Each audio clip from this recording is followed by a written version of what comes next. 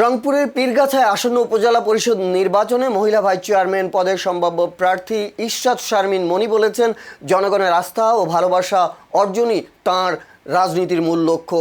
তিনি নির্বাচিত হন বা না হন, সবসময় সাধারণ মানুষের পাশে থেকে সেবা করে যাওয়ার অঙ্গীকার ব্যক্ত করেছেন।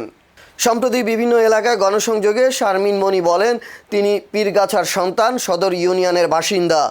নির্বাচনের আগে যেমন মানুষের দ্বারে দ্বারে যাচ্ছেন, তেমনি নির্বাচনের পরও নিয়মিত জনগণের সঙ্গে যোগাযোগ ও মত বিনিময় অব্যাহত রাখবেন। ইশরাত বলেন, তিনি বিজয়ী হলে নারী, শিশু, প্রবীণ ও প্রতিবন্ধী মানুষের অধিকার এবং কল্যাণে অগ্রাধিকার ভিত্তিতে কাজ করবেন। পাশাপাশি পীরগাছা উপজেলার পরিবেশগত, সামাজিক ও আর্থসামাজিক উন্নয়নে সর্বোচ্চ চেষ্টা চালিয়ে যাবেন। স্বাস্থ্যসেবা সহ উপজেলার প্রতিটি গুরুত্বপূর্ণ খাতে উন্নয়নের জন্য কাজ করতে চান তিনি।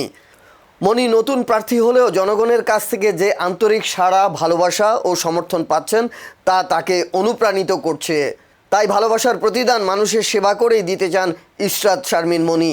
গণসংযোগের সময় ইশরাত শারমিন মনি ভোটারদের সঙ্গে কুশল বিনিময় করেন এবং উপজেলার সার্বিক উন্নয়ন, সুশাসন ও জনকল্যাণমূলক কর্মকাণ্ড বাস্তবায়নে সবার সহযোগিতা কামনা করেন।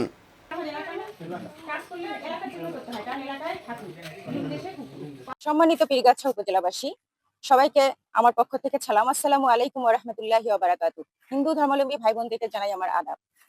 আশা করি সবাই ভালো আছেন। আমি মোসাম্মদ ইশরাত শারমিন মনি, পীরগাছা উপজেলার সন্তান। পীরগাছা সদর ইউনিয়নে আমার বাসা। আমি আসন্ন উপজেলা পরিষদ নির্বাচনে মহিলা ভাইস চেয়ারম্যান পদপ্রার্থী এবং আপনাদের দোয়া এবং সমর্থন প্রত্যাশী। জনগণের আস্থা এবং ভালোবাসা অর্জনই হচ্ছে আমার মুখ্য বিষয়। শুধু নির্বাচনের আগে নয়, নির্বাচনের পরেও নিয়মিত জনগণের সাথে দেখা সাক্ষাৎ মেলামেশা থাকবে ইনশাল্লাহ। এমনকি আমি যদি নির্বাচনে জয়ী নাও হতে পারি, সেক্ষেত্রেও আপনাদের প্রতি আমার ভালোবাসা এবং সেবা অব্যাহত থাকবে। আমি এরকম ভাবেই আপনাদের খোঁজ খবর নেওয়া অব্যাহত রাখবো, কথা দিচ্ছি।